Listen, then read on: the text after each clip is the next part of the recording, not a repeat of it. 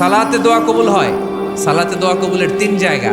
একটা হচ্ছে তাকবীরে তাহরিমার পরে আমরা সানা পড়ি না, আমরা তো একটা পড়ি।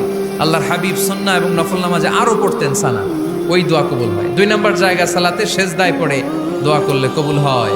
আকরাবু মা ইয়াকুনুল আবদু মির রাব্বিহি ওয়া হুয়া সাজিদ ফাকসিরু ফীহি দুআ। বান্দা যখন সেজদায় লুটিয়ে পড়ে, বান্দা আল্লাহর সবচেয়ে কাছে চলে যায়।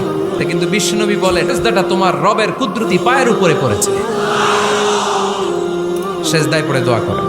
সালাম ফিরানোর আগে বিশ্বনবী দোয়া করতেন, লা ইউসাল্লিমান্না আহাদুকুম হাত্তা ইয়াতাআওয়াযা মিন আরবা'a। আল্লাহর হাবিব বললেন, চার জিনিস থেকে পানাহ না আছে আমার কোন উম্মত যেন সালাম না ফিরায়। তারা যেন পড়ে, আল্লাহুম্মা ইন্নী আউযু বিকা মিন আযাবিল কবর, আউযু বিকা মিন আযাবি জাহান্নাম, আউযু বিকা মিন ফিতনাতিল মাহইয়া ওয়াল মামাত, আউযু বিকা মিন ফিতনাতিল মাসিহিদ দাজ্জাল। আল্লাহ কবরের আযাব থেকে বাঁচাও, আল্লাহ জাহান্নামের আগুন থেকে বাঁচাও, আল্লাহ জীবন মরণ